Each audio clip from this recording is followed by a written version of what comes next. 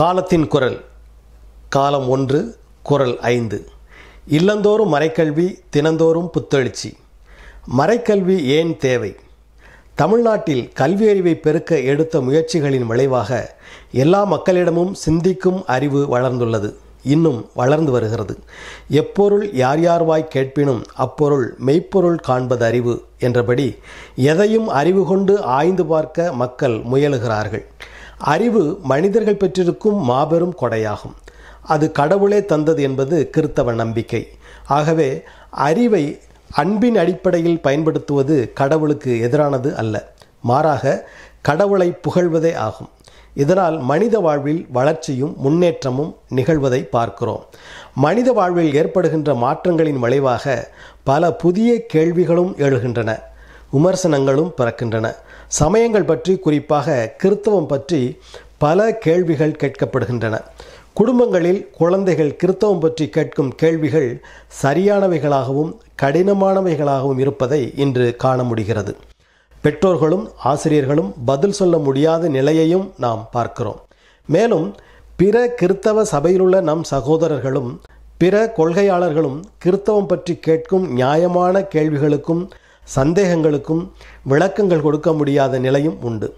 பிற கிறித்தவர்களின் சொல் வன்மையினால் ஈர்க்கப்பட்டு கத்தோலிக்கர் சிலர் பிற சபைகளுக்கு செல்வது கண்கோடு. காரணம், உரிய மறைக்கல்வி அறிவு இல்லாததே. ஒரு சில கத்தோலிக்க பொதுநிலை கிறித்தவர்களும் 2ஆம் வத்திக்கான் சங்கத்திற்கு பிறகு விவிலியத்தை வாசிக்க தொடங்கியிருக்கிறார்கள். ஆனால் விவிலியத்தின் உட்பொருளை எப்படி புரிந்து கொள்வது என்று அறியாதிருக்கிறார்கள். விவிலியத்தின் வார்த்தைக்கு வார்த்தை பொருள் கொடுத்து படிக்கும் போக்கும் உள்ளது. இதனால் விவிலியத்தின் முழு பொருளையும் அறியாத நிலை பலரிடம் தொடர்கிறது.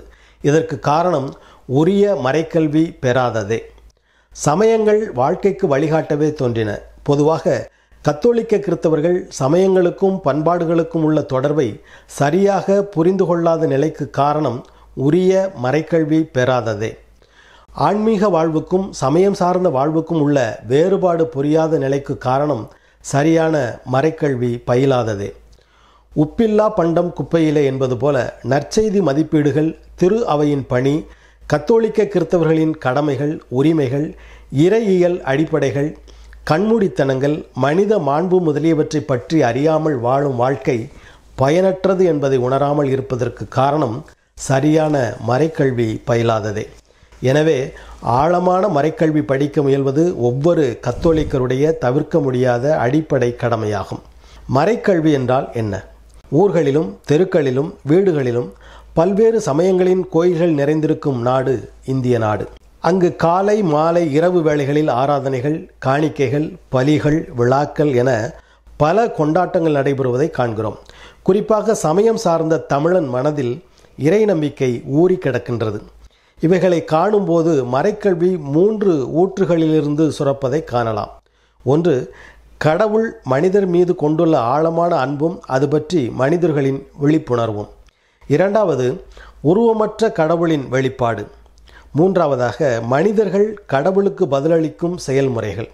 கடவுள் பற்றி மனிதனின் அறிவுபூர்வமான சிந்தனை தொடர்களே இறையியல் என குறிப்பிடப்படுகிறது.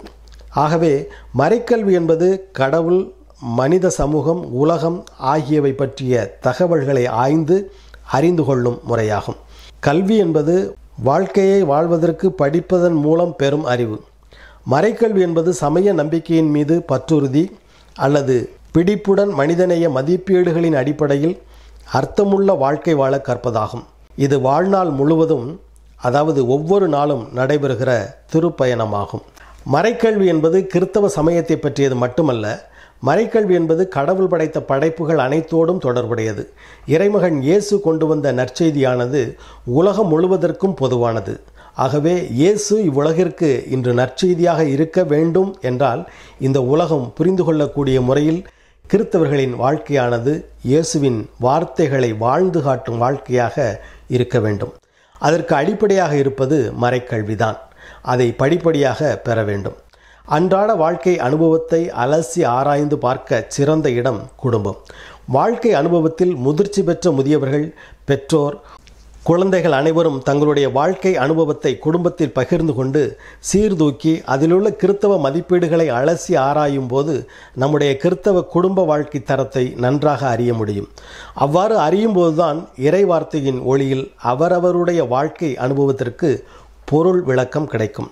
ஆகவே மறைக்கல்வியின் நோக்கம் பற்பல முறையிலும் பல்வேறு வகையிலும் முற்காலத்தில் நம் முன்னோரிடம் பேசிய கண்ணால் காண முடியாத உருவமற்ற கடவுள் இந்த 21ஆம் நூற்றாண்டிலும் தன்னை பிரபஞ்ச சக்தியாக வெளிப்படுத்துகிறார் என்ற விழிப்புணர்வை பெற்றிட விவிலியம் மற்றும் பல்வேறு புனித நூல்கள் இவற்றை பொருள் புரிந்து படித்து பரம்பொருளாகிய கடவுளின் திட்டத்தை, அதாவது மனிதன், உலக படைப்பு இவற்றில் பொதிந்துள்ள பெரும் திட்டத்தை ஆழமாக அறிந்து கிறித்தவ பார்வையை பெற்று கிறித்தவ நம்பிக்கையை சிந்தனையாலும் சொல்லாலும் செயலாலும் வாழ்ந்து காட்டிட சமத்துவம், சகோதரத்துவம், பகிர்தல், சுதந்திரம், மகிழ்ச்சி முதலிய இறையாட்சி மதிப்பீடுகளை பற்றி தெளிவு பெற்று அவற்றை கடைபிடிக்க முயன்றிட மனித மாண்பு, சகிப்புத்தன்மை முதலியவற்றை தனதாக்கிட அடிப்படைவாதம், மதவாதம், வகுப்புவாதம், சாதியம் முதலியவற்றை தவிர்த்து நல்ல உறவை வளர்த்து புதிய வானம் புதிய பூமி உருவாக புதிய அணுகுமுறைகளை கண்டுபிடித்திட உலக மக்கள் அனைவரோடும் கைகோர்த்து இணைந்த திருப்பயணத்தை ஒவ்வொரு நாளும் தொடர்ந்திட